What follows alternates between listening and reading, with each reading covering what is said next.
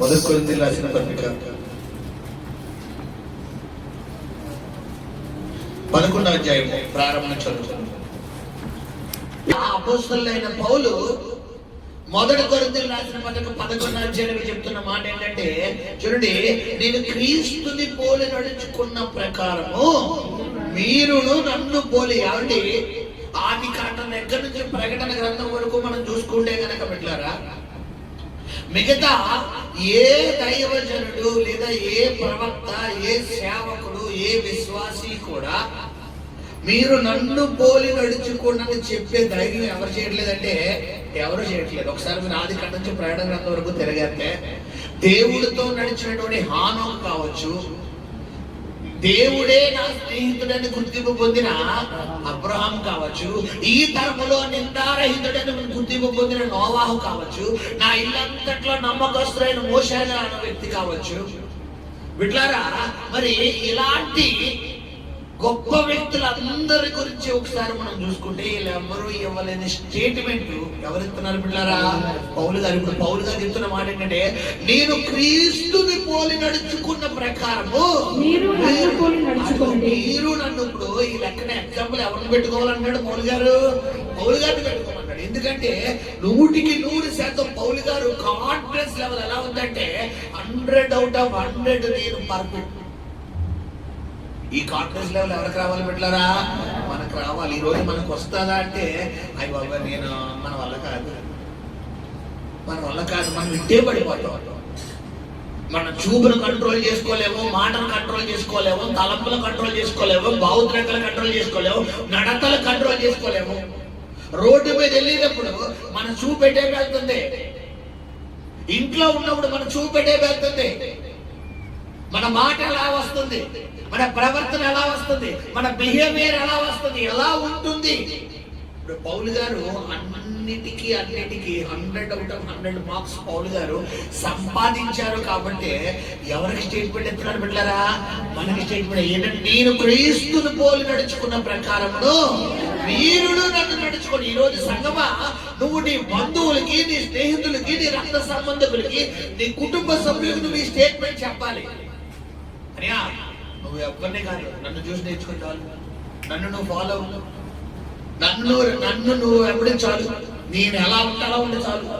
ఈ ధైర్యం నీ దగ్గర ఉందా? ఈరోజు ఈ సత్తా నీ దగ్గర ఉందా? అసలు నన్ను పోలే అంటే ముందు మనమే పర్ఫెక్ట్ గా ఉంటాం, ముందు మన దగ్గరే బండి కరెక్ట్ గా ఉండదు.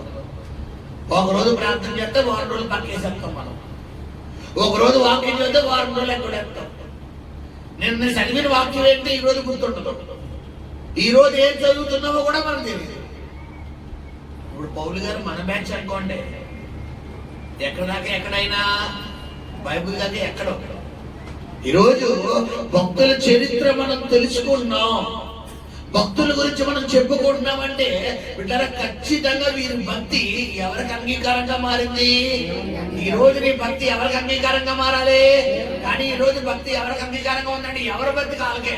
నేను ప్రార్థనా పరుణ్ణి, నీకు నీ మట్టుకు డబ్బు వేసుకోవడం కాదు, నీ భక్తి సర్టిఫికెట్ ఎవరు ఇవ్వాలి? దేవుడు ఇవ్వాలి. నేను డాక్టర్ అని చెప్పి నాకు కుట్లేయడం వచ్చు, నాకు లోపల పేగులు తీయడం వచ్చు, నాకు ఆపరేషన్ చేయడం వచ్చు అని నేను చెప్పుకోవడం కుదరదు. నాకు సర్టిఫికెట్ ఎవరు ఇవ్వాలి? గవర్నమెంట్ ఇవ్వాలి.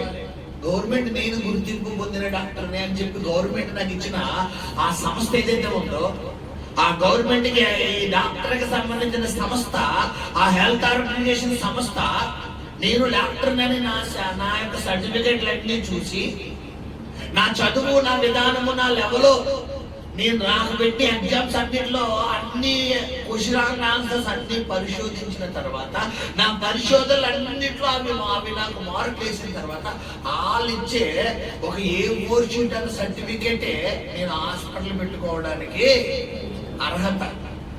ఇప్పుడు చాలా మంది ఏం చేస్తారంటే డూప్లికేట్ గా సర్టిఫికేట్లు సంపాదిస్తారు. వీళ్ళు హాస్పిటల్ అయితే పెట్టగలరు కానీ మనుషులు ఏం చేయలేరు, బతికించలేరు. ఈరోజు గమనించు సంగమా, నీ మట్టుకు నువ్వు నీతి మంతుని అనుకుంటే కుదరదు. నీతి మంతునిగా ఎవరి చేత మనం తీర్చిదిద్దబడాలి? దేవుని చేత. చాలా మందిలో ఉండే స్వభావం ఏంటంటే, నేనంటే ఏంటో నాకు తెలుసు, నా ప్రార్థన అంటే ఏంటో నాకు తెలుసు. ఒకరు అది చెప్పాల్సిన అవసరం లేదు. ఒకరి చేత చెప్పించుకునే స్టేజ్లో నేను లేను. నిజమే, నీకు ఒకరు చెప్పాల్సిన అవసరం లేదు. ఒకళ్ళ చేత నువ్వు చెప్పించుకోవు. మరి చెప్పించుకోలేనప్పుడు నువ్వు పౌలు గారు ఎందుకు ఉండలేదు? పౌలు గారు అనేక మార్లు రాళ్ల చేత కొట్టబడుతున్నాడు, బెత్తముల చేత కొట్టబడుతున్నాడు, ఇంకా కొరడాల చేత కొట్టబడుతున్నాడు, నిందలు అనుభవిస్తున్నాడు, దెబ్బలు అనుభవిస్తున్నాడు, చెరసాల్లో వెళ్తున్నాడు. మరి ఇన్ని దెబ్బలు అనుభవించినా కూడా పౌలు గారు ఎలా ఉంటున్నారు? సైలెంట్. మరి మనం ఎలా ఉంటాం? తీసి వి అంటారు అక్కడ. ఏంటి? మనం తుక్కు ర్యాక్ కూడా అంటాం. నా జోలికి వచ్చాడంటే మామూలుగా ఉండదు. కొట్టారంటే మామూలుగా చూస్తే సచిన్ కూడా కొట్టడం అలా కొడతాను. ఈరోజు గమనించే సంగమా, ఎందుకు నీ జీవితంలో క్రీస్తు సారూప్యం రావట్లేదు? ఎందుకు నీ ప్రవర్తనలో క్రీస్తు సారూప్యం రావట్లేదు? పౌలు గారు చెప్తున్నాడు, నేను క్రీస్తును పోలి నడుచుకున్న ప్రకారమును మీరు నన్ను పోలి నడుచుకొని. ఎందుకయ్యా పౌలు, నీ దగ్గర ఏముందని ఆ మాట చెప్పగలుగుతున్నామని అడిగితే పౌలు గారు ఒక్క అడుగు ముందుకేసి పౌలు గారు చెప్తున్న మాట ఏంటంటే, నేను క్రీస్తు ఏమి చెబితే అది చేశాను. క్రీస్తు ఒకసారే సిలువ వేయబడ్డాడు. క్రీస్తు ఒకసారే కొరడ దెబ్బతాడు. నేను ఎన్నిసార్లు తిన్నా అంటున్నాడు అక్కడ. దీనిసారి మనం ఒకటితో కొరడ దెబ్బలో ఎన్నిసార్లు తిన్నాడట? దాని ముందు వచ్చింది రెండవ కొరింథీయులకు రాసిన పత్రిక 11వ అధ్యాయమా 11వ అధ్యాయంలో 23వ వచనం చదివినానా? వెర్రివాని వలె మాట్లాడుచున్నాను నేను, మరి ఎక్కువగా క్రీస్తు పరిచారకుడును, మరి విశేషముగా ప్రయాసపడితిని, మరి అనేక పర్యాయములు చెరసాలలో ఉంటిని, అపరిమితముగా దెబ్బలు తింటిని, అనేక మార్లు ప్రాణాపాయంలో ఉంటిని, యూదుల చేత 5 మార్లు ఒకటి తక్కువ 40 దెబ్బలు తింటిని. ఇప్పుడు చెప్పండి పెట్టారా? యేసు ప్రభు వారు ఒకసారి తిన్నాడు. పౌలు గారు ఎన్నిసార్లు తిన్నారు? 5 సార్లు. సంఖ్య ఎవరు ఎక్కువ తిన్నారు? ఇప్పుడు చెప్పండి, పౌలు గారు ఈ మాట చెప్పడానికి అర్హుడా కాదా? మరి మనం ఒక దెబ్బ కూడా తినం. మన మీద ఎవడన్నా సిగి ఎత్తేయడానికి మనం వెంటనే మన ఫోన్ కాల్ వెళ్ళిపోతారే. నీ సెంటర్ లో ఒక నాకు ఇచ్చాడు, రెండ్రా మొత్తం ఒక అరగంటలో సెంటర్ ట్రాఫిక్ జామ్ తీసుకెళ్తాం. ఎవరమ్మా? దేవుని బిడ్డలో. ఎవరమ్మా చర్చికి వెళ్తావు? ఎవరమ్మా సింగర్లు? ఎవరమ్మా స్పీకర్లు? ఎవరమ్మా వాక్యాన్ని అనర్గళంగా పాస్టర్ గారు కూడా చెప్పరండి, అలా చెప్తారు. ఈరోజు గమనించు సంగమా, ప్రభు నీకు చెప్తున్న మాట ఏంటంటే, నేను క్రీస్తును పోలి నడుచుకున్న ప్రకారమును మీరును నన్ను పోలి నడుచుకోండి. పౌలు గారు ఇంత స్టేట్మెంట్ సంఘానికి ఇస్తున్నాడంటే పౌలు గారి దగ్గర సబ్జెక్ట్ ఉంది. ఈరోజు సబ్జెక్ట్ నీ దగ్గర ఉందా? లేకపోతే ఈ సబ్జెక్ట్ నువ్వు సంపాదించాలి. ఈ మ్యాటర్ నీలో ఉండాలా? ఏదో ప్రార్థన చేసుకుంటాను, ఏదో బైబిల్ చదువుకుంటాను, ఏదో వాక్యం చదివేస్తాను, ఏదో 2 పాటలు నేర్చుకుంటాను, పాడేస్తుంటే కుదరదు. క్రైస్తవుడు అంటే పాట పాడటమే కాదు, క్రైస్తవుడు అంటే ప్రార్థన చేయడమే కాదు, క్రైస్తవుడు అంటే వాక్యం చదవడమే కాదు, క్రీస్తును పోలి రూపాంతరం పొందాలి. రూపాంతరం అంటే ఏంటి పిల్లరా? క్రీస్తు వలె నువ్వు మారిపోవాలి. క్రీస్తులో ఉన్న తగ్గింపు, క్రీస్తులో ఉన్న వినయము, క్రీస్తులో ఉన్న సహనము, క్రీస్తులో ఉన్న ఓర్పు, క్రీస్తులో ఉన్న శాంతము మనలో ఉండాలి. పౌలు గారు చెప్తున్న మాట, మీరు నన్ను పోలి నడుచుకోండి అంటే ఒకటి తక్కువ 40 కొరడా దెబ్బలు 5 సార్లు కొడుతుంటే అందులో ఒకరి మీదనే తిరుగుబడి చేసేటుందా? ముమ్మారు రాళ్లతో కొట్టబడి, బెత్తములతో కొట్టబడి, రాళ్ళతో కొడితే ఏమంటే రాయి ఈపికి మాత్రమే తగలవలేను అని ఏమన్నా కొడతాడా? రాయి కాళ్ళకు మాత్రమే తగలవలేను ఏమన్నా కొడతాడా? రాయి అంటే మనం అనుకునే గులకరాళ్ళు అనుకుంటున్నారా? మనుషులు కొట్టే రాళ్ళు ఎలా ఉంటాయి బిడ్డారా? ఎంత ఉంటాయి. ఇప్పుడు ఇంత రాయించుకుని ఇలా పెట్టి ఇలా కొట్టగానే అది లోపలికి వెళ్ళిపోయి అన్నం ఎలా ఆడిపోతుందో చూడండి. ఇలా ఇలా ఇలా ఉంటే ఇక్కడ వెళ్ళండి, అబ్బా నీలో ఇక్కడ కనబడిపోతుంది, ఇక్కడ రక్తం వచ్చాడు, ఇలా నీలో కన్ను మీద కూడా ఎత్తాడు, కన్నులో పట్టుకుని బుక్ మీద కూడా ఎత్తాడు ఒకడు. ఇప్పుడు ఇవన్నీ దెబ్బలు తింటూ కూడా, ప్రభువా మీరు ఏం చేస్తున్నారు, మీరు తెలియదు కానీ వీరిని ఈరోజు నువ్వు అనగలుగుతున్నావు మాట. మన దగ్గర అస్సలు సారీ కాదు కదా. ఎవడన్నా సారీ చెప్పినా కూడా మనం రిజెక్ట్ చేస్తాం. పౌలు గారు బిడ్డలారా, ఏ వ్యక్తి మరణానికి ఇతడు అగ్రి చేశాడంటే స్టెఫను ఏం చేస్తాడు బిడ్డలారా? మరి అతన్ని చిత్రహింసలు పెడుతున్నప్పుడు, ఆ చిత్రహింసలు పెడుతున్న వాళ్ళందరినీ చూసి పౌలు గారు ఏమంటున్నారంటే, వీరు ఏమి స్టెఫన్ ఏం చేస్తుంది, వీరు ఏమి చేయుచున్నారో వీరు ఎరుగరు, వీరిని క్షమించుడి అంటాడు. ఇప్పుడు ఈ పాపములన్నిట్లో అక్కడ సాక్షిగా ఎవరున్నారంట? సౌలు ఉన్నాడు. ఎప్పుడు? పౌలుగా మారకముందు ఈ స్టెఫను, ఎవరైతే స్టెఫను హతసాక్షిగా మారాడో, రాళ్లతో ఎందుకో దేవుడు పౌలుకి రాళ్ల దెబ్బన అనుభవం నడిపించాడు? ఎందుకు బెత్తముల అనుభవం నడిపించాడు?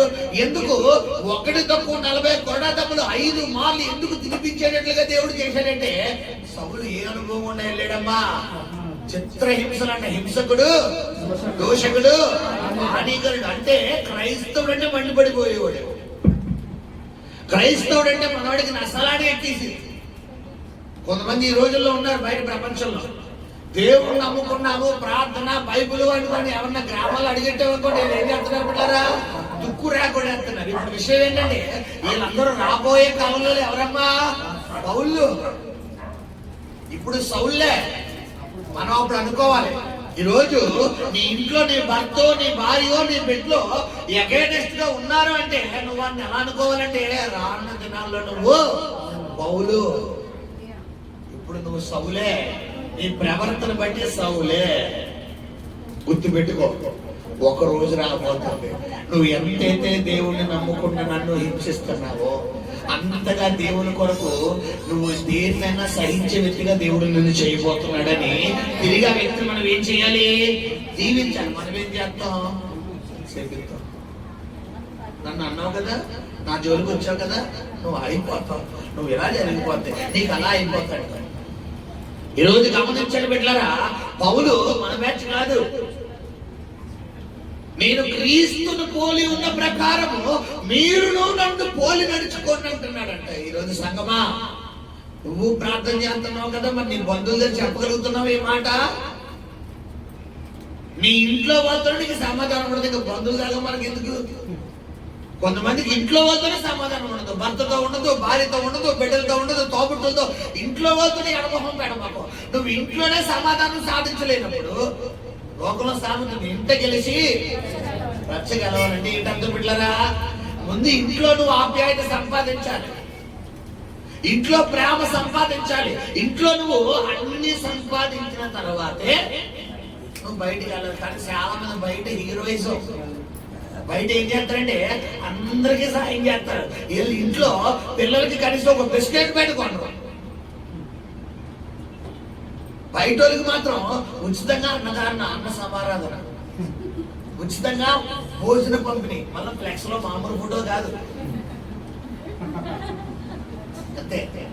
ఉచితంగా వారం నెలకి వీళ్ళ పేరు చెప్పి అందరికీ బట్టలు పంపిణీ, అందరికీ భోజనం పంపిణీ. వీళ్ళు ఇచ్చేది ఏంటంటే మామూలుగా ఉండదు. ఇంట్లో కనీసం వీళ్ళ భార్యకో, వీళ్ళ తల్లికో, వీళ్ళ నాన్నకో, వీళ్ళ చెల్లికో, వీళ్ళ అమ్మకో ఒక ప్లేట్ ఇడ్లీ తేవడం కోసం, నేను నీకు ఇడ్లీ తేవాలా, నీకు నేను భోజనం తేవాలా, నేను తేను. ఎవరమ్మాయి కటౌట్లు? బయట హీరోలు, ఇంట్లో జీరోలు. ఇప్పుడు పౌలు గారు మన బ్యాచ్ కాదు. ఇంట్లో ఒకలాగా బయట ఒకలాగా చెప్పడానికి. ఈరోజు నువ్వు మందిరంలో ఎలా ఉన్నావు, బయట ఎలా ఉంది నీ ప్రవర్తన, బయట నీ వాయిస్ ఎలా ఎగుతుంది, నీ ప్రవర్తన ఎలా ఉంది, నీ నడవడిక ఎలా ఉంది, నీ మాట విధానం ఎలా ఉంది, నీ ఆలోచన ఎలా ఉంది? ప్రభు మనతో మాట్లాడుతున్నాడు. నేను క్రీస్తును పోలి నడుచుకున్న ప్రకారంలో మీరును నన్ను పోలి నడుచుకున్నట్టు. ఎందుకయ్యా ఈ కొరింథీయుల సంఘానికి పౌలు గారు ఇంత స్ట్రాంగ్ స్టేట్మెంట్ ఇస్తున్నాడంటే, అక్కడ స్త్రీ పురుషుల మధ్యలో ఒక భేదం వచ్చేసింది. అంటే భార్య భర్తల మధ్యలో ఒక భేదం వచ్చేసింది. ఏంటి ఆ భేదం అంటే, ఈ భార్య అంటే నేనే గొప్ప, ఇప్పుడు భర్త అంటే నువ్వు కాదు నేనే గొప్ప, వీళ్ళిద్దరికి ఒక భేదాభిప్రాయాలు వచ్చేయడం వల్ల ఇప్పుడు ఈ భేదాభిప్రాయాలను వాక్యం ద్వారా ఖండితంగా సరిచేద్దామని పౌలు గారు డిసైడ్ అయ్యి కొన్ని స్టేట్మెంట్లు అక్కడ ఇస్తున్నాడు. ఏంటా స్టేట్మెంట్లు అంట? చదువునండి అక్కడ. ముమ్మారు బెత్తములతో కొట్టబడితిని. తల్లి మళ్ళీ వాక్యంలోకి వచ్చి మనం తీసుకున్నాం కదా. ఆ ప్రతి పురుషునికి శిరస్సు క్రీస్తునియు, స్త్రీకు శిరస్సు పురుషుడనియు. అదిగో ప్రతి పురుషునికి శిరస్సు ఎవరంట? క్రీస్తునియు. ప్రతి స్త్రీకి శిరస్సు ఎవరు? పురుషుడనియు. ఇప్పుడు స్త్రీలారా, మీకు శిరస్సు మీ భర్త క్రీస్తా? చెప్పాలి. స్త్రీలారా, మీకు శిరస్సు మీ భర్త క్రీస్తా? చెప్పాలి. మీ భర్త. మీకు శిరస్సు మీ భర్త అయినప్పుడు ఇప్పుడు పురుషులారా మీకు శిరస్సు ఎవరు? క్రీస్తు. ఇప్పుడు చాలా మంది ఏం చేస్తారంటే, ఇప్పుడు శిరస్సు అయినప్పుడు ఈ శరీరం శిరస్సుని ఎలా చూడాలి? ఇలాగే చూడాలి. చాలా మంది భర్తలు ఎలా చూస్తారు? ఎలా చూస్తున్నామంటే శిరస్సు ఎక్కడ ఉన్నట్టు నీకు అంటే ముందు పై నుండి శిరస్సు కింద ఉంటే ఒకసారి డ్రీమ్ వేసుకోండి, ఎలా ఉంటది? అలాగని చెప్పి కొంతమంది నాకు శిరస్సు అక్కలు వద్దంటే ఒకసారి శిరస్సు లేకుండా రోడ్డు మీదకి వెళ్ళి ఎవరన్నా రాణిస్తాను లేదో నేను చూద్దాం. సరే ఊహించుకోండి అమ్మా, శిరస్సు లేకుండా ఒకసారి మొండగా నడుస్తుందండి, నడిచిందనుకోండి. ఒకవేళ జనాలు రోడ్డు నుంచి ఏమవుతారు ఇంకా అంటే ఈ రోజు గమనించే సంగమా, ఒక భార్యగా నువ్వు ఉన్నప్పుడు ఖచ్చితంగా నీ భర్త నువ్వు కలిగి ఉండాలా. ఒక భర్తను కలిగి ఉండాలి అంటే ఆ భర్తను కూడా నువ్వు ఎలా స్వీకరించాలంటే సంగమం ఒక వాక్యం శిరస్సుగా. చాలా మంది భర్తను ఎలా చూసుకుంటే హరిపాటల్లా చూసుకుంటారు. ఎక్కడమ్మా? అందుకనే వీళ్ళు ఎలా చూసుకుంటే వేస్ట్ వేస్ట్. చాలా మంది బిడ్డలారా కాలి గూర్లో చూస్తారు. ఈరోజు నేను చెప్తున్నాను, నీ భర్త ఎలాంటోడైనా కూడా వాక్యం ఏం చెప్తుంది? చెప్పాలి, శిరస్సు. ఎందుకంటే భర్తలారా, ఇప్పుడు భార్యను ఏం చేయమన్నాడు వాక్యం ద్వారా? అక్కడ ప్రేమించాలి. నువ్వు నీ భార్య నిన్ను శిరస్సుగా అంగీకరించాలంటే ఖచ్చితంగా భార్యను నువ్వేం చేయాలి? ప్రేమించాలంటే ఐ లవ్ యూ అని చెప్పి ఒక గులాబ్ పువ్వు ఇచ్చి ఒక డైరీ మిల్క్ ఇచ్చేయడమేనా? ఇదేనా ప్రేమించడం? అంటే ప్రేమించడం అంటే చాలా మంది ఇదే అనుకుంటారు. ఒక గులాబ్ పువ్వు ఇచ్చేయడం, ఒక సీర ఇచ్చేయడం, ఏదో ఒక మెల్లో చెవులు చెవులు చేరించేయడం, ఇదే ప్రేమ అనుకుంటే ఇది ప్రేమ కాదు. ప్రేమ అనేది ఏంటంటే, అందుకనే వివాహాలు జరిగినప్పుడు మేము ప్రమాణాలు చేపిస్తాం. ఏంటంటే లేమి యందు, వ్యాధి యందు, బాధ యందు, కలిమి యందు నేను నీకు. ఈరోజు నువ్వు భార్యగా, నీ భార్య బలహీనురాలుగా ఉన్నప్పుడు నువ్వు ఎలా ఉన్నావు? నీ ప్రవర్తన ఎలా ఉంది? నీ మాట మీద అనగలదు. కొంతమంది చూడండి, అసలే ఈవిడ బలహీనంగా ఉంటే ఈ భర్తలు ఇదే దొరికిన టైంలోనే ఇంకా మొత్తం కడిగి వేసేస్తారు. అంతే, సావు సావు అంతే, నీకు ఇంక చేయలేను, నా వల్ల కాదు. ఇప్పుడు ఈవిడికి ఇప్పుడే కొద్ది లేవలేని పరిస్థితులు ఉంటే ఈ వేసే డైలాగులు బట్టి ఈవిడ ఇంకా చచ్చిపోతుంది. అలాంటి టైంలో ఇప్పుడు మనసు ఏమైపోతుంది? ఇంకా ఇరిగిపోయి ఇంకా జీవితంలో ఇంకా నాకు బతకాలి. ఈరోజు సంగమా, పురుషుడుగా నీ భర్త నిన్ను పై స్థానంలో చూడాలి అంటే స్త్రీలారా మీ భర్తలకు ఏం చెప్తున్నాడమ్మా? లోబడండి. భర్తగా నీ భార్యను, భార్యలారా మీ భర్త మిమ్మల్ని ప్రేమించాలంటే ఖచ్చితంగా భార్యగా భర్తకు నువ్వు ఇవ్వాలంటున్నాడు, లోబడాలి. అటువలే క్రీస్తునకు సంఘము కూడా ఏమవ్వాలంటున్నాడు ఇక్కడ? లోబడి. ఇప్పుడు సంఘమా, నువ్వు క్రీస్తుకు లోబడ్డవంటే ఏంటంటే ఖచ్చితంగా ఆయన వాక్యానికి నువ్వు విధేయత చూపించడమే లోబడ్డ. ఇప్పుడు చాలా మంది అంటారు, ఒక గ్లాస్ వాటర్ తీసుకురావే అన్నారు అనుకోండి, వెంటనే ఇప్పుడు ట్రెండ్ అయితే ఏంటో తెలుసా? చెప్పండి. ఇప్పుడు నువ్వు తెచ్చుకో, ఇప్పుడు ట్రెండ్. ఇదివరకు అయితే ఒక గ్లాస్ వాటర్ తీసుకురా అంటే వస్తున్నానండి తీసుకురా. వద్దు మంచి తీసుకురా, వద్దు తీసుకురా, వద్దు సరేనండి. ఈ సంకలు ఎదుటి, ఈ సంకలు ఎదుటి. ఇది ఆ ట్రెండ్ కాబట్టి, ఆ ట్రెండ్ కాబట్టి 3 పూలు 6 కాయలు ఆ జీవితాలు వర్తిల్లి. ఇప్పుడు ట్రెండ్ అంట నువ్వు తెచ్చుకో, నాకు ఖాళీ లేదు. ఏ ఖాళీగా ఉన్నాడు అనుకున్నావా? ఎన్ని పనులు చేయాలి? ఒక్కటాన్ని చచ్చిపోతున్నారు. వంటగది నీవే చూసుకోవాలి. నువ్వు కాబట్టి ఎవరు నవ్వుతారు? వంటగది నువ్వే చూసుకోవాలి, బట్టలు నువ్వే ఉతకాలంటే మరి నీకు పని మంచిని ఎట్టాలా చెప్పాలి. ఒకసారి మన పూర్వీకుల రోజులకి వెళ్తే ఎంతమంది ఉండేవారు మా కుటుంబాల్లో? 10 మందికి తక్కువ ఉండేవారు. ఉమ్మడి కుటుంబం, తండ్రి తల్లి అన్నయ్యలో 4, వాళ్ళకు 4 భార్యలు, వీళ్ళకు 2 పిల్లలు, ఓ 20 మంది, 1 డజన్ 2 డజన్ల మంది సంతానం ఇక్కడే. ఇంటికి పెద్ద కోడలు ఎవరైతే ఉన్నారో ఆవిడ చక్రం తిప్పింది. మొత్తం అంతా ఇంటికి పెద్ద కోడలు. ఈవిడ ఏం చెబితే అంతా జరిగేది. అందరూ కరెక్ట్గా వంట అంటే 4 వదులు 4 ఆడవాళ్ళు అందరూ గ్యాదర్ అయిపోయేవారు. ఆ అత్తగారి ఇంట్లో ఉంటే అత్తగారి కోడలు అందరినీ వేసుకుని వంటలు, మగవాళ్ళు ఏమో వ్యాపారాలు ఉద్యోగాలకు వెళ్ళడాలు, కష్టపడి రావడాలు, ఇంట్లో వీళ్ళకి సేవ. ఇదే ఇక్కడ దాకానే. కాబట్టి ఆ రోజుల్లో కాపురాలు 3 పువ్వులు, ఇప్పుడంతా 6 కాయలు 3 పువ్వులు. ఇప్పుడు రివర్స్ అయిపోయింది బండి. కారణం ఏంటంటే నువ్వే సంపాదించగలవని సంపాదించలేనా? నేను సంపాదిస్తాను, నేను డబ్బులు తెస్తాను. నువ్వేనా? నీకంటే నేను ఎక్కువ తెస్తాను, నీకంటే నేను. ఇప్పుడున్న ట్రెండ్ లో మగోళ్ళతో సమానంగా ఎవరు చెప్తున్నారమ్మా? స్త్రీలారా, మీరు సొసైటీలో సమానమేమో కానీ వాక్యంలో సమానం కాదు. పాస్టర్ గారు మీరు మగోడు కాబట్టి చెప్తున్నట్టే మగోడు నేనే.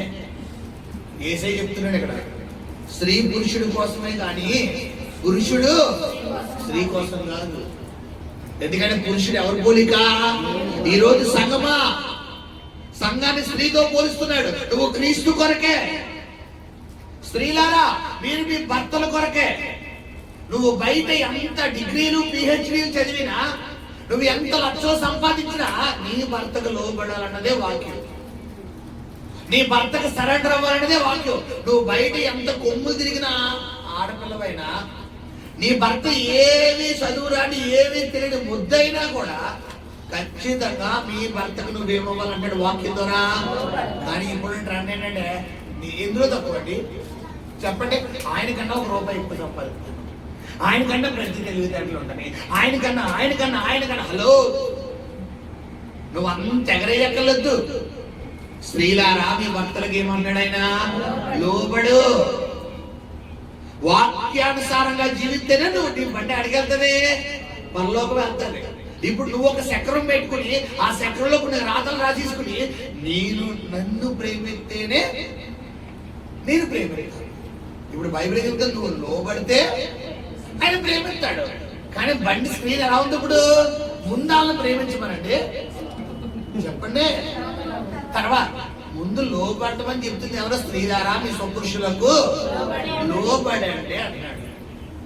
ముందు ఆయన లోబడమంటున్నాడు. నువ్వు లోబడటం అలవాటు చేసుకుంటే ఆయన ప్రేమిస్తాడు. మనం తగ్గంగా, మనం దేంట్లోనే తగ్గం.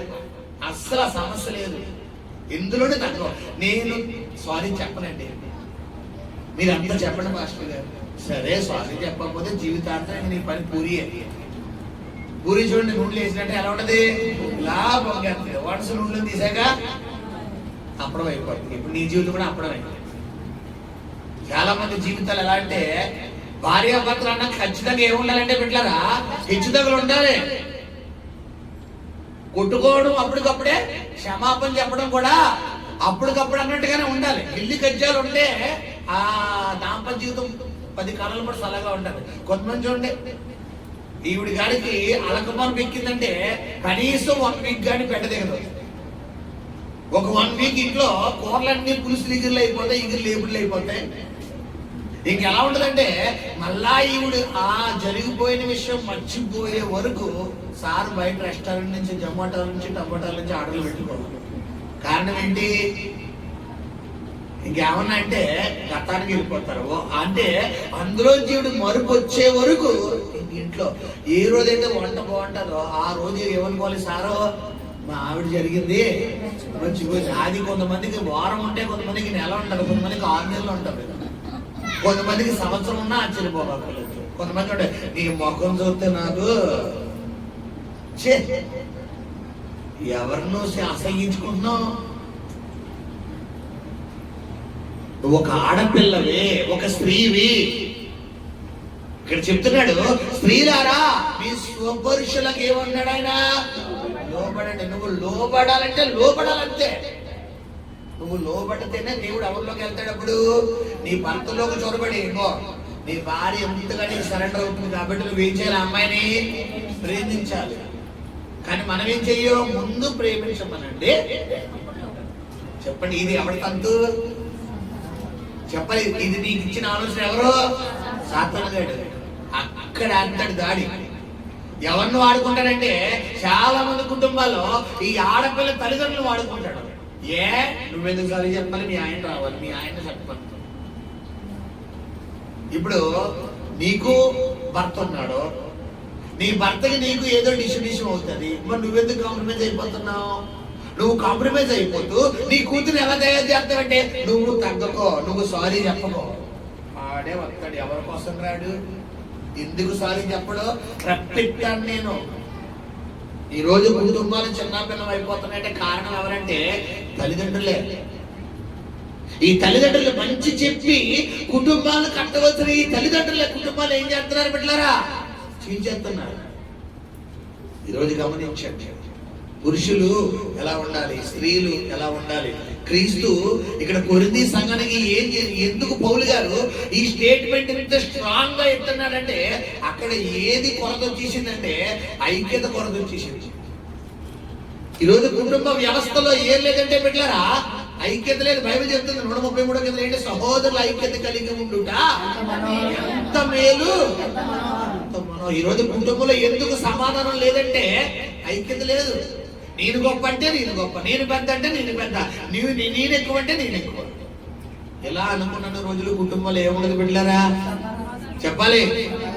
సమాధానం ఉండదు. సమాధానం ఉన్న చోట ఎవరుంటారు?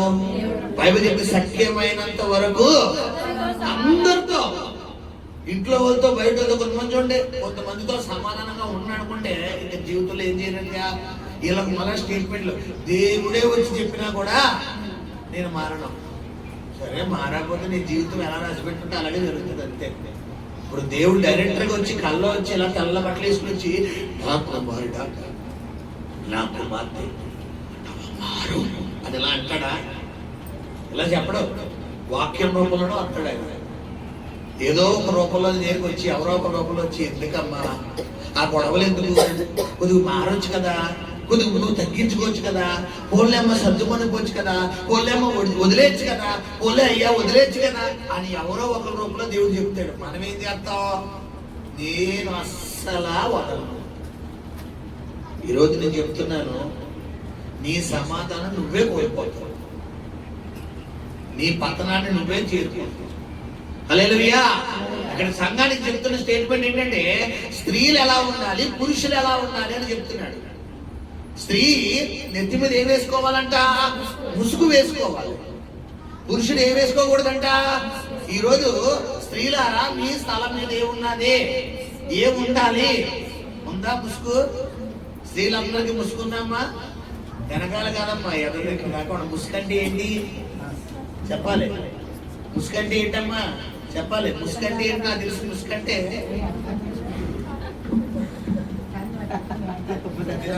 చూపించాలి కదా. దీన్ని మా భాషలో ముసుగు అంటారు. మా భాషలో దీన్ని ఏమంటారు? మరి దీన్ని ముసుగు అంటారు, దీన్ని స్టైల్ అంటారు. కొంతమంది ఇది కనబడాలి, దీన్ని ముసుగు అంటారమ్మా. ముసుగు అంటే ఏంటి? కనబడకూడదు. ఎందుకు అంటే బిడ్డలారా, ఆ రోజుల్లో ఎందుకు ఈ కొరింథీ సంఘానికి పౌలు గారి స్టేట్మెంట్ ఎందుకు ఇచ్చారంటే, కొంతమంది సంఘానికి ఎలా వచ్చేవారంటే అసభ్యకరమైన వస్త్రధారంలో వచ్చేవారు. ఈ ముసుగు అనేది కూడా ఎలా ఉండాలంటే బిడ్డలారా, ఇక్కడ దాకా కాదు, ఈ ముసుగేస్తే ఏది కవర్ అయిపోవాలి? ఈ పంతా కవర్ అయిపోవాలి. అందుకనే చాలా మంది స్త్రీలు ముసుగు ఎలా వెళ్తారంటే, ఈ చెంగు తీసుకుని ఇలా వేసి ఇలా వేసి ఇలా వేసి ఎలా కప్పుతారు. ఇలా కప్పడం వల్ల ఈ వెనకాల భాగం అంతా స్త్రీ కప్పబడిపోతుంది. ఇప్పుడు వెనకాల కూర్చున్న వారికి కూడా స్త్రీ సౌందర్యం కనబడుతుంది. స్త్రీ సౌందర్యం ఒకరికే చూపించారు, ఎవరికి? భర్తకే. ఈ రోజు నీ సౌందర్యం ఎవరికి చూపిస్తున్నా? భర్తకి తప్ప మనం అందరికీ చూపిస్తాం. కొంచెము బాధాకరంగా ఉన్న ఇదే నిజం. ఈరోజు నీ బ్లౌజ్ కటింగ్ ఎలా ఉంది? ఎలా ఉంది నీ బ్లౌజ్ కటింగ్? నీ స్టిచ్చింగ్ ఎలా ఉంది? నీ వస్త్రధారణ ఎలా ఉంది? నీ ప్రవర్తన ఎలా ఉంది? నీ వస్త్రధారణ ఎలా ఉంది? దేవుడు నిన్ను ఖండితంగా ఖండిస్తున్నప్పుడు నువ్వు సరిపో, నీతి మంతుని గద్దింపు. వాక్యం ద్వారా దేవుడు నిన్ను ఖండితంగా చెప్తాడు. గమనించండి బిడ్డలారా, ఖచ్చితంగా స్త్రీ స్థల మీద ముసుగు లేకుండా పాట పాడకూడదు, ప్రార్థన చేయకూడదు, ప్రవచించకూడదు. నువ్వు సంఘంలో అడుగు పెట్టడం ఏం వేసుకుని అడుగెట్టాలి? ముసుగు. కొంతమంది ముసుగేస్తే ముసుగు ఇక్కడ దాకానే ఉంటుంది, ఇంకా ఆరాధనలోకి వెళ్ళి ముసుగు కూడా కాదుగా, సింగు కూడా జారిపోతుంది. కొంతమంది అలా సంఘంలో వస్తాడనా ఎలా ఉండాలంటే వర్గర్లు అంటే వర్గర్ అంటారు, ఇంకా మరీ టూ మచ్. ఇలా కనీసం ఈ భాగం అంతా చండాలంగా కనబడుతుంది, చెప్పకూడదు అనమాట. ఎలా ఉంటుంది వస్త్రధారణ? నువ్వు దేవుడు మందిరానికి వస్తాడు, ప్రసంగి 5:1 చెప్తాడు, నువ్వు దేవుడు నీ ప్రవర్తన ఎలా ఉండాలి? జాగ్రత్తగా ఉండాలి. నువ్వు ఒక స్థాయిలోకి వచ్చాక, ఒక యవ్వన ప్రాయంలోకి వచ్చాక నీ వస్త్రధారణ నువ్వు కాపాడుకోవడం నువ్వు గమనించాలి. చిన్నపిల్లలంటే వాళ్ళకి తెలియదు. చదువుకున్నాం కదా, స్కూల్కి వెళ్ళాం, కాలేజీకి వెళ్ళాం, సొసైటీలో ఉంటున్నాం, సమాజంలో ఉంటున్నాం. కాబట్టి మన వస్త్రధారణ ఎలా ఉంది? నువ్వు మూమెంట్ చూసుకుంటూ ఉండాలి. ఎవ్రీ మూమెంట్ అబ్జర్వ్ చేసుకుంటారు. మనకు తెలియకుండానే 10 మంది మనల్ని మానిటర్ చేస్తుంటారు. మంచిగా పైకి చూసి చాలా బాగుంది డ్రెస్ అన్న వాళ్ళే, అదేం డ్రెస్ చూడు చెత్త చండాలంగా కుట్టుకుందో, ఇలా అనేవాళ్ళు ఉంటారు. చాలా బాగుంది అనేవాళ్ళు ఉంటారు. ఇప్పుడు చాలా బాగుంది అన్న వాళ్ళు చేతి వేళ్ళు అయితే, అదేం డ్రెస్ అన్న వాళ్ళు 100లో ఉంటారు. ఇప్పుడు 100లోకి కానీ క్రెడిట్ కార్డు, 100లో కానీ క్రెడిట్ వస్తుందా? చేతి వేలులో క్రెడిట్ వస్తుందా? ఇప్పుడు నిన్ను బట్టి 10 మంది మెల్ట్ అవ్వాలా? 10 మంది ప్రవర్తన సరి చేసుకోవాలా? మరి మన ప్రవర్తన ఎలా ఉంది ఈరోజు? ఖచ్చితంగా ఇక్కడ చెప్తున్నాడు, స్త్రీలారా మీ తల మీద ఏముండాలంట? ముసుగు ఉండాలి. నీ వస్త్రం కప్పాలి. నీ ప్రవర్తన సరిగ్గా ఉండాలి. నీ చూపు అటు ఇటు వెళ్ళకూడదు, స్ట్రైట్ గా ఇటే ఉండాలి. పులిపేట వైపే నీ చూపు ఉండాలి, వాక్యం వైపే నీ చూపు ఉండాలి. ఎలా ఉంది మన మాట విధానం, మన ప్రవర్తన ఎలా ఉంది, మన నడవడికి ఎలా ఉంది? ఈ రోజు దేవుడు మందిరానికి వస్తున్నాను, పాట పాడతాను, ప్రార్థన చేసుకుంటాను, వాక్యం కుదరదు. ఖచ్చితంగా యథార్థమైన భక్తి ఉండాలి నీ దగ్గర. బైబిల్ యథార్థవంతుల ప్రార్థన యెహోవాకి శోభస్కర, నీతిమంతుల ప్రార్థన వైపు ఆయన చెవి ఒగ్గుతాడంట. లోకమంతా యెహోవాకు సంతరిస్తాడంట, ఒకడైనను నీతిమంతుడు కలడే. మన ఒక నీతిమంతుడు నువ్వు ఎందుకు అవ్వకూడదు? ఎందుకు నీవు ఆశీర్వాదం పొందుకోకూడదు? నీకు తెలియని విషయం ఏంటంటే, నిన్ను ఎక్కడ పతనం చేయాలో ఎవరికి మనకు తెలియకుండా మనం సర్టిఫికేట్ ఇచ్చేస్తామా? మనం ఇచ్చేస్తామా సాతానికి? ఈరోజు గమనించండి, పౌలు ఇస్తున్న స్టేట్మెంట్ ఏంటంటే, ఖచ్చితంగా మీరు క్రీస్తును పోలి, నేను క్రీస్తును పోలి నడుచుకున్న ప్రకారమును మీరు నన్ను పోలి నడుచుకున్నాడు. ఎందుకంటే ఆ స్వభావం ఎవరిలో చూపిస్తున్నాడు పౌలు గారు? ఆయనలో. ఈ రోజు నువ్వు ఉద్యోగం చేసే దగ్గర నీ ప్రవర్తన నీ తోటి కొలీగ్స్ కి, నీ తోటి స్టాఫ్స్ కి ఖచ్చితంగా నీ ప్రవర్తన ఎలా ఉండాలంటే, నిన్ను చూస్తే యేసయ్యను చూడాలి.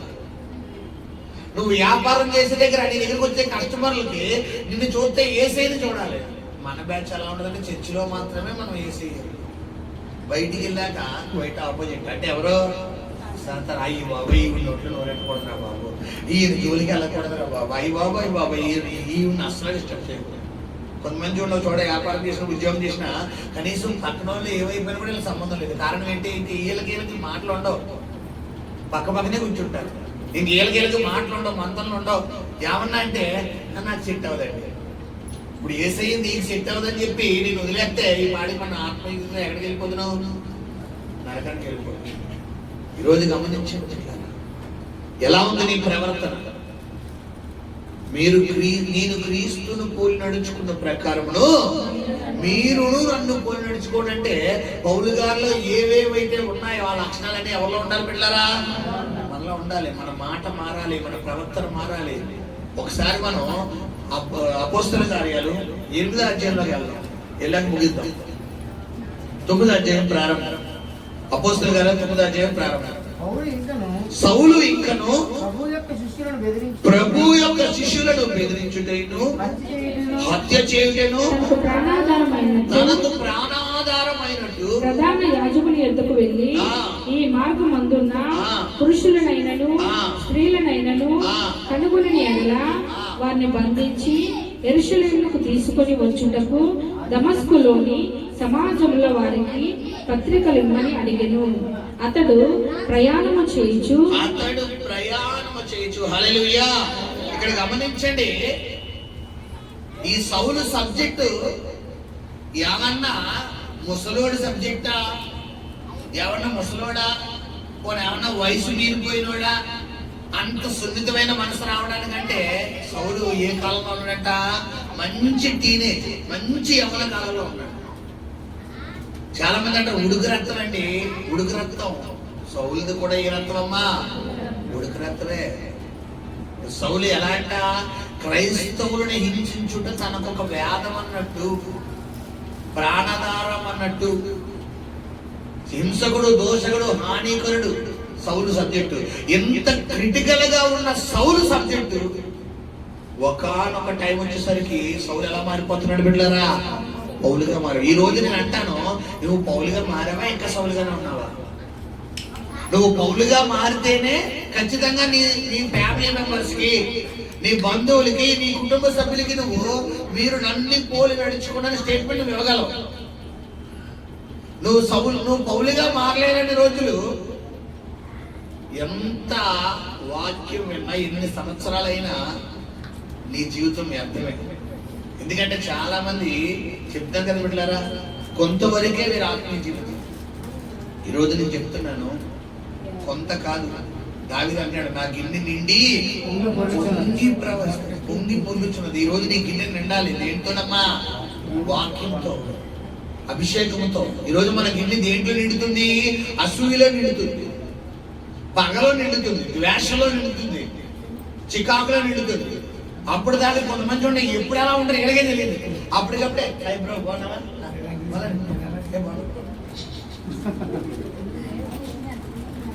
ఇప్పుడు దాకా బ్రో అన్నాడు, బాగా ఉన్నాడు, సడన్ గా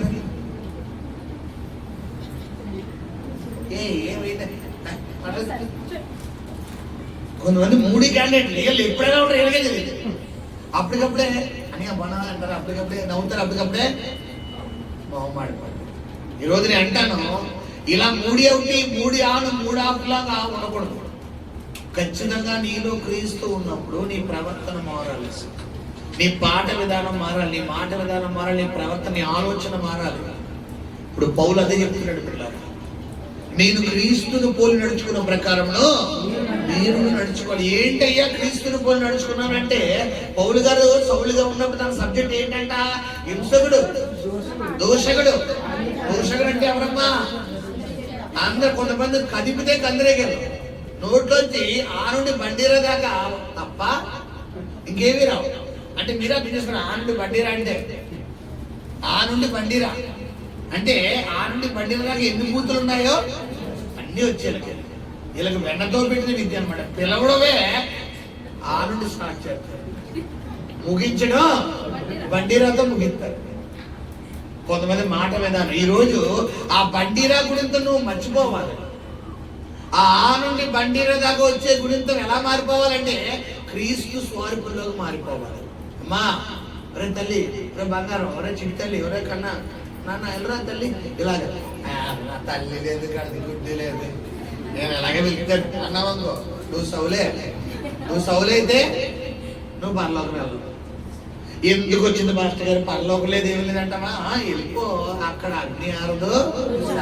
ఇప్పుడు నీకు అన్నట్టు ఉండదు అక్కడ. దోశ, ఇడ్లీ సాంబార్లా ఉండదు అక్కడ. అక్కడ ఇంక 24 గంటలు ఊతప్పమే నీ పని. చూడండి, ఊతప్పం చూడండి, ఎదరకాలు కాలే, వెనకాలే కాల్చాలి, మొత్తం కాల్చేస్తారు ఊతప్పం. ఊతప్పం అంటే ఏంటి? దోశ అయితే ఒకవైపే కలుపుతాడు, ఇడ్లీ కూడా ఒకవైపే ఉడుకుతాడు. ఆటోమేటిక్ కింద తగిన సగకి పై కూడా ఇడ్లీ ఏమవుద్ది. ఇప్పుడు ఊతప్పం అయితే ఏం చేయాలి? ఫ్రంట్ కాల్చాలి, బ్యాక్ కాల్చాలి. ఇప్పుడు నేను ముందు వెనక కాల్చేస్తాను. మాకు వద్దండి బాబు, నాకు దోశ జీవితం చాలండి అంటావా? అంటే ఏంటి? ఒక మరణమే, 2 మరణాలు మనకు ఉండకూడదు. 2 మరణాలు ఎవరమ్మా? నరకంలోకి వెళ్ళి. ఈ రోజు నీ ప్రవర్తన సరి చేసుకో. ఈ వాక్యాలని గుండెల్ని గుచ్చుకోవాలి. గుచ్చుకుంటేనే నీ లోపల ఏం చేస్తున్నట్టు? క్రియ చేస్తున్నాడు. కొంతమందికి వాక్యం ఎలా ఉండాలంటే వెన్న పూస బాగా, అబ్బాయి ఈరోజు దేవుడు ఎంత బాగా చెప్పాడు. ఎలా అంటే వీళ్ళకి బాధపడకూడదు. నువ్వు ఎన్ని సినిమాలు చేసినా నీ బొమ్మ నేను ఆడిస్తాను. నీ బొమ్మ నేను 100 రోజులు పక్క నీ బొమ్మ. నువ్వు ఎన్ని సినిమాలు చేసినా నీ బొమ్మ నీకు నేను ఆయుష్ ఇచ్చేస్తాను, నీకు నేను ఆరోగ్యం ఇచ్చేస్తాను. నువ్వు సినిమాలు కాదు, నువ్వు దర్శకత్వం డైరెక్టర్ అయిపోయినా కూడా నేను ఈ బొమ్మ ఆడిచ్చేస్తానంటారు. ఇలాంటి వాళ్ళకి లేదు దేవుడు నాతో మాట్లాడు. నువ్వు వెనకాల ఎన్ని సినిమాలు చేసినా కూడా నీతో ఇలాంటి మసీదులు కావాలి. ఇప్పుడు డైరెక్టర్ ఎలా పట్టుకుని నీవు మార్చుకో నీ ప్రవర్తన.